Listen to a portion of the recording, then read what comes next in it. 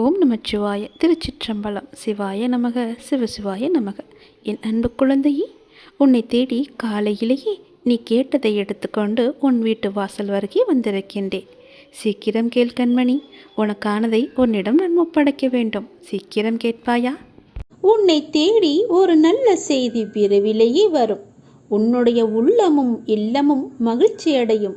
இந்த அப்பாவின் வாக்கு தவறுவதே கிடையாது. ஐயனே, கண் திறந்து பாரப்பா. வாழ்வின் ஒவ்வொரு கணமும் உன்னையே நினைக்கின்றேன். என் கால்கள் உங்களுடன் நடக்க வந்தது. என் கண்கள் உன்னை காணவே கிடைத்தது. இந்த பிறவியிலேயே உனக்காக உண்டானது. இறைவா, என் உடலில் ஒரு சொட்டு உதிரம் இருக்கும் வரையிலும் உன்னை காணும் வரம் வேண்டும். அருள் புரிவாய் அப்பாவே. ஆபத் பாந்தவனே, இன்பம் தருபவனே, ஈகை அளிப்பவனே, ஊழ்வினையை அளிப்பவனே, நீங்களே எங்களை பார்த்து கொள்ளுங்கள் அப்பா என்று அவரிடம் நீங்கள் சரணடைந்து விடுங்கள். நான் ஒவ்வொரு மனிதனிடமும் பேசிக்கொண்டிருக்கிறேன். அவர்கள்தான் என்னை அறிந்து கொள்ள முடியாமல் தவித்து கொண்டிருக்கின்றனர். எப்பொழுதுமே பேசிக்கொண்டேதான் இருப்பேன். நான் யாரிடம் பேசினேன் என்பது அல்ல கேள்வி. யார் யாரெல்லாம் நான் பேசியதை கவனித்தார்கள் என்பதுதான் என்னுடைய கேள்வி.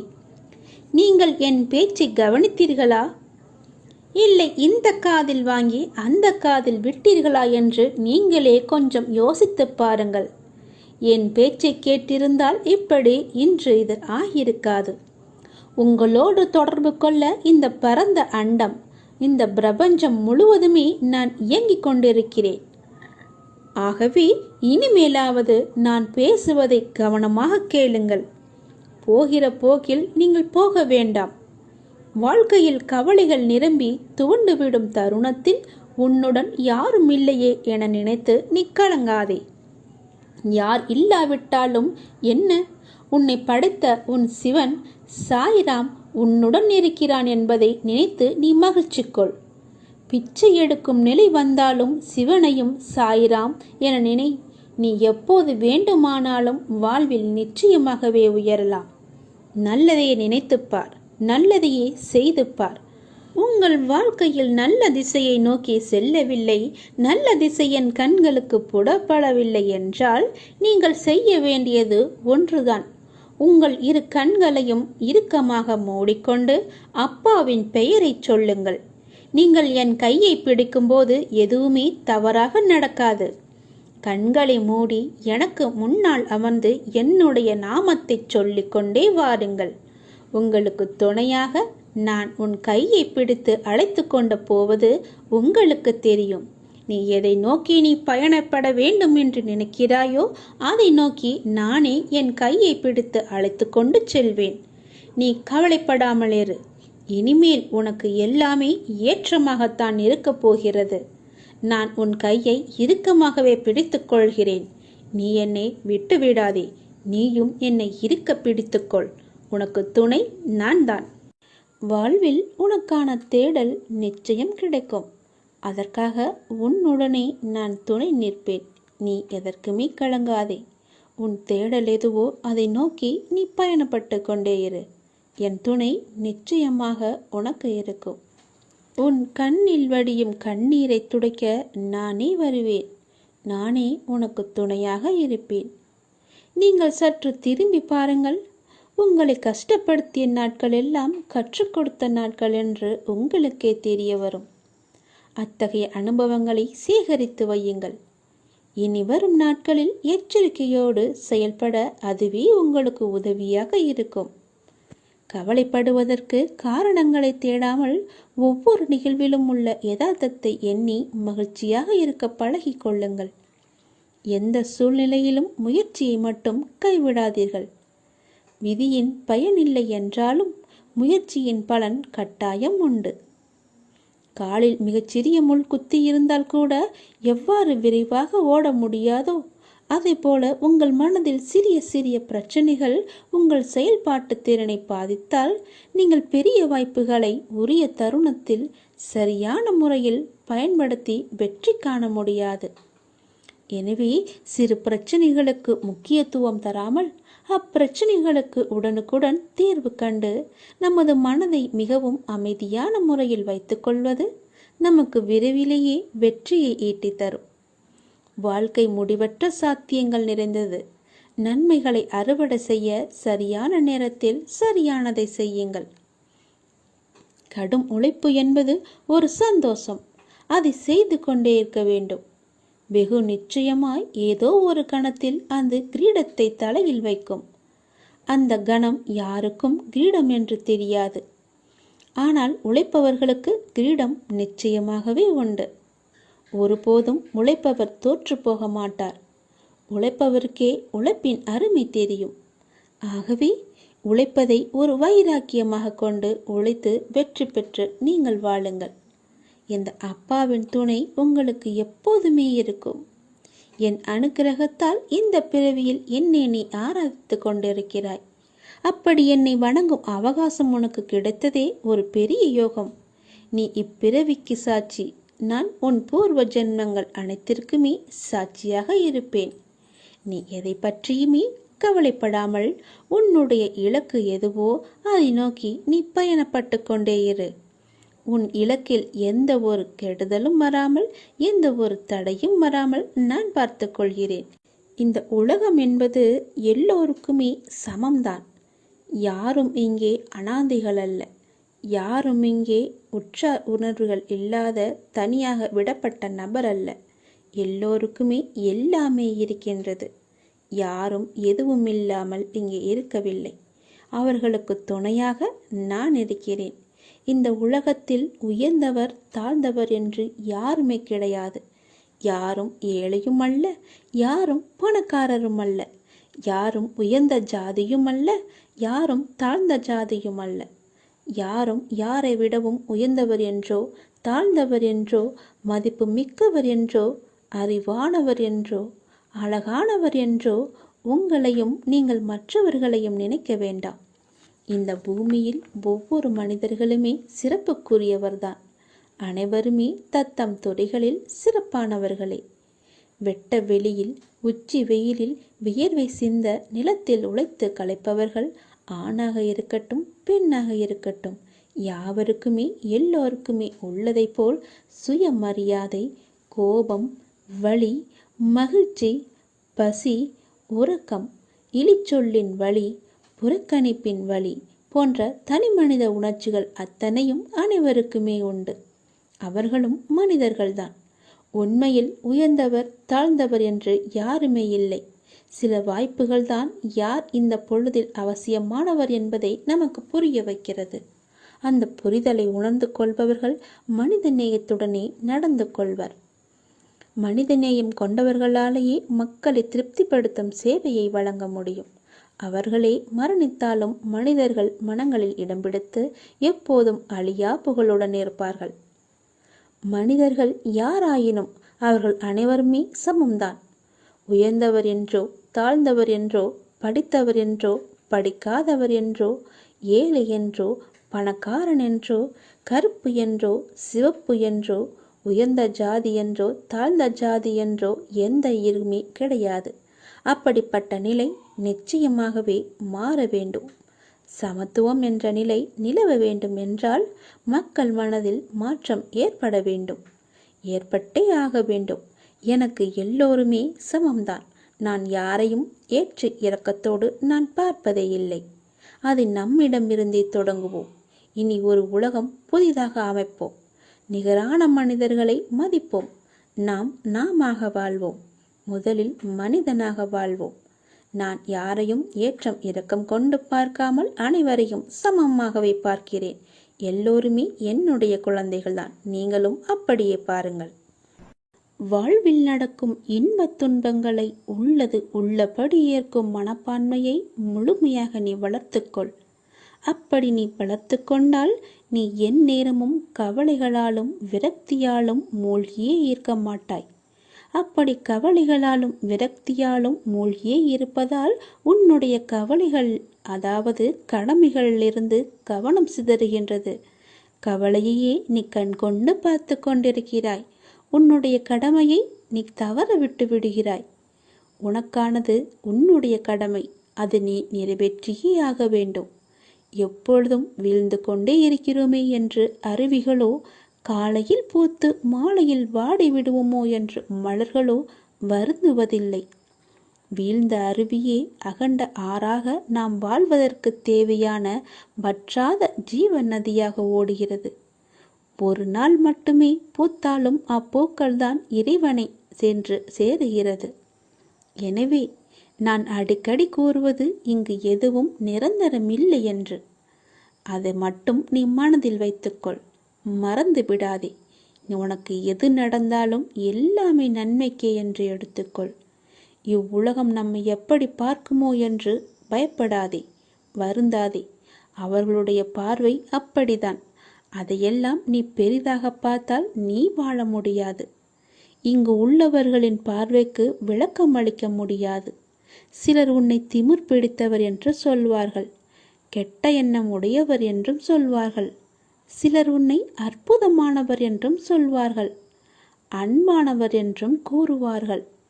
யார் எதை வேண்டுமானாலும் கூறினாலும் நீ உன் வாழ்வில் நேர்மையாகவும் உண்மையாகவும் இரு.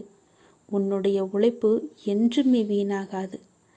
வாழ்க்கையில் முன்னேற வேண்டுமானால் உன்னை பற்றிய மற்றவர்களின் மதிப்பீடுகளில் இருந்து உன்னை நீ மேம்படுத்த தேவையானதை மட்டுமே நீ எடுத்துக்கொள்ள வேண்டும். மற்றதையெல்லாம் காதில் வாங்காதே, உன்னுடைய கவனத்திற்கும் கொண்டு போகாதே, கவனத்தில் எடுத்துக்கொள்ளாதே. தேவையற்ற வீண் சொற்களை மனதிலிருந்து அழித்துவிடு. இப்பொழுதே, இந்த நொடியே அழித்துவிடு. அச்சொற்களை மனதில் தேக்கி வைத்து உன் வளர்ச்சிக்கு நீயே தடையாக இருக்காதே. கவலைப்படாதே, நான் இருக்கிறேன், உன்னோடு எப்போதுமே இருப்பேன். நீ நல்லதையே நினை, நேர்மையாக இரு, உண்மையாக இரு. உனக்கு நீ பயந்தவனாக இரு, கடவுளுக்கு பயந்தவனாக இரு. உன்னை நோக்கி எல்லாமே தானாக வரும். எதுவும் உன்னை விட்டு போகாதபடி நான் பார்த்து கொள்கிறேன். உனக்கு துணையாக உன் அப்பா நான் இருக்கிறேன். பிறந்தோம், வாழ்ந்தோம், இறந்தோம் என்று இல்லாமல் நீங்கள் யார் என்று கண்டடையுங்கள். ஒரு தாய் குழந்தையை பெற்றெடுப்பது அந்த பிரசவ வேதனை சொல்லி மாளாது. நீங்களே உங்களை மீண்டும் பிரசவிப்பதும் அவ்வளவு வேதனையான விஷயம்தான். அதனால்தான் யாரும் அதை செய்வது இல்லை. நமக்கு எதுக்கு அந்த வலி என்று இருந்து விடுகிறார்கள். வெகு சிலரே சிலுவை சுமந்து காடு மேடெல்லாம் அலைந்து சாப்பாடு தண்ணி இல்லாமல் தங்களை தாங்களே தேடி அடைகிறார்கள். சிந்திக்க வேண்டிய ஒரு விஷயம், சிந்தித்து பாருங்கள். வாழ்க்கையை ஒரு முறை பின்னோக்கி பாருங்கள். என்ன நடந்தது இதுவரை என்று உங்களுக்கு புரியலாம், புரியாமலும் போகலாம். எங்கெல்லாம் ஒருவர் அழகை காண்கிறாரோ அது அந்த மனிதருடையதல்ல. அழகின் பின் இறைவன் இருக்கிறார் என்பதை நீங்கள் உணர வேண்டும். இறைவன் இல்லாமல் எந்த அழகும் இருக்க முடியாது. அதனால்தான் சத்தியம், சிவம், சுந்தரம் என்று சொல்லப்படுகிறது. எங்கெல்லாம் சிவபெருமான் இருக்கிறாரோ அங்கெல்லாம் அழகும் சத்தியமும் இருக்கிறது. இதை சொல்வதன் மூலம் ஸ்ரீ கிருஷ்ண பகவான் அர்ஜுனரின் மனம் கவரப்படக்கூடிய எல்லாவற்றிலுமிருந்து விடுவித்து தன்னை நோக்கி இழுக்கிறார். கிருஷ்ணா என்றால் கவர்ச்சி. அப்படி என்றால் எல்லாவற்றையும் தன்னை நோக்கி கவரக்கூடிய ஒருவர் என்று பொருள். மனம் எங்கெல்லாம் அலைப்படுமோ அதிலிருந்தெல்லாம் விடுவித்து மையத்திற்கு கொண்டு வருவது. அந்த மையம்தான் ஸ்ரீ கிருஷ்ண பகவான். கிளைகளை வெட்டினால் என்ன, வேர் இருக்கிறதே, நமக்கு எதுக்கு இந்த கவலை என்று மகிழ்ச்சிப்படுங்கள். துளிர்க்கும் வகையில் துணி உடையவனே நான் தான் என்று சந்தோஷப்படுங்கள். அதைதானே நமக்கு வாழ்க்கை கற்பித்திருக்கிறது. அந்த கற்பித்த பாடத்தை நாம் ஏன் மறக்க வேண்டும்? படித்த படிப்புதான் நமக்கு வாழ்க்கை தரும். நீங்கள் துளிர்ந்து விடுங்கள். துளிர்க்கும் வரையில் நீங்கள் போராடுங்கள். கிளைகளை வெட்டுபவன் வெட்டட்டும். உங்களுக்கு வேர் இருக்கிறது, அதை பிடித்து கொண்டு மேலே எழும்பி வாருங்கள். உங்களுக்கான வாழ்வு நிச்சயம் இருக்கிறது. அதில் உங்களுக்கான வெளிச்சம் நிச்சயம் தெரியும். அதன் வழியே நீங்கள் பயணித்தால் உங்கள் வாழ்க்கை வெற்றியாகும். எல்லாமே உங்களுக்கு சாதகமாகவே மாறும். துளிர்க்கும் வரைதான் உங்களுடைய கஷ்டம். துளிர் விட்டுவிட்டால் உங்களை யாரும் எதுவுமே செய்ய முடியாது. வெட்டியவன் அன்றே போய்விடுவான். நீ துளிர்க்க மாட்டாய் என்ற நம்பிக்கையோடு. நீ என் மீது நம்பிக்கை வைத்திருப்பதால் நீ மீண்டும் துளிர் விடுவாய். வெற்றி உனக்குத்தான். தைரியமாக வா. மலைகளில் விற்றிருக்கும் ஆண்டவன் கூட மக்களை தேடி பவனி வருகிறார். கவலைகளை விட்டு வெளியே வாருங்கள். நீங்கள் தோல்விகளை எண்ணி கவலை கொள்ளாதே. வெற்றியை நினைத்து நீங்கள் வெளியே வாருங்கள். வெற்றியும் உன்னை தேடி வரும். உழைத்து கொண்டே இருந்தால் சரிதானா? தன் மீது குப்பைகள் விழுவதை கடலால் தடுக்க முடியாது. ஆனால் அவைகளை தன் அலையின் சக்தியை கொண்டு தூக்கி தூர கரையில் வீச முடியும். அதுபோலத்தான் நம் மீது விழுகின்ற இழிச்சொல், பழிச்சொல் இவைகளையெல்லாம் நம்மால் தடுக்க முடியாது.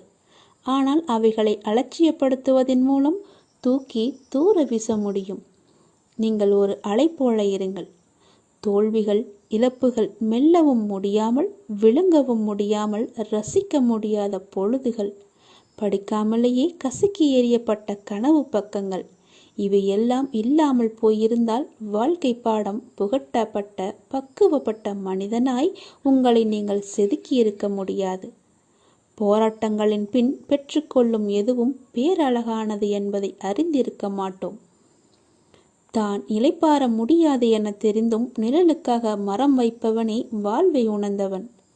வெட்டி எறிந்தாலும் மீண்டும் வேரொன்றி வெட்டியவனுக்கே நிழல் தரும் மரம் போன்று மனம் வேண்டும் நமக்கு. புகழ்ந்தால் மயங்காமலும் இகழ்ந்தால் தளராத மனமும் வேண்டும். மூளையின் புத்திசாலித்தனத்தை விட இதயங்களின் தூய்மை சிறந்தது. தான் உயர வேண்டும் என நினைப்பவன் மனிதன். தன்னோடு இருப்பவர்கள் சேர்ந்து உயர வேண்டும் என நினைப்பவனே மாமனிதன். உலகம் என்ன நினைக்கிறது என்பதை பற்றியெல்லாம் கவலைப்படாதே. கொள்கை உணர்வுடன் வாழ்ந்தால் வெற்றி பெறுவது உறுதி. குத்திய பிறகுதான் முள் தெரிகிறது, தடுக்கிய பிறகுதான் கல் தெரிகிறது. ஆகையால் அனுபவங்கள் நம்மை அடுத்த நிலை நோக்கி வெற்றிகரமாய் அழைத்துச் செல்லும் உன்னத வழிகளே. அதை நீங்கள் மறந்து விடாதீர்கள். அனுபவங்களை எப்பொழுதுமே தூக்கி போட்டு விடாதீர்கள். அதை உங்களிடம் பத்திரமாக வைத்துக் கொள்ளுங்கள். என்றாவது ஒரு நாள் உங்களுக்கு அது தேவைப்படும். அந்த வழியை நீங்கள் போக வேண்டியிருக்கும். வீண் ஆடம்பரம் வேண்டாம். கடவுளை மட்டும் பூரணமாக நம்புங்கள். எல்லா பிரச்சனையிலும் இருந்தே நீங்கள் விடுபட்டு விடுவீர்கள். நிச்சயமாகவே நான் சொல்கிறேன். உங்களுடைய பிரச்சனை எதுவாக இருந்தாலும் நீயே பார்த்து கொள்ளுங்கள் என்று அவரிடம் ஒப்படைத்து விடுங்கள். அவர் உங்களை பார்த்து கொண்டுதான் இருக்கிறார். எல்லா ரூபத்திலும் அவர் உங்களை பார்த்து கொண்டுதான் இருக்கிறார். அவரை நீங்கள் நம்புங்கள். பரிபூரணமாக நம்புங்கள். உன் பிரச்சனை காணாமல் போய்விடும். நீ எதை எதிர்பார்த்து காத்திருந்தாயோ, எதை நான் பெற வேண்டும் என்று காத்திருந்தாயோ, அது உனக்கு கிடைக்கப் போகிறது விரைவாகவே.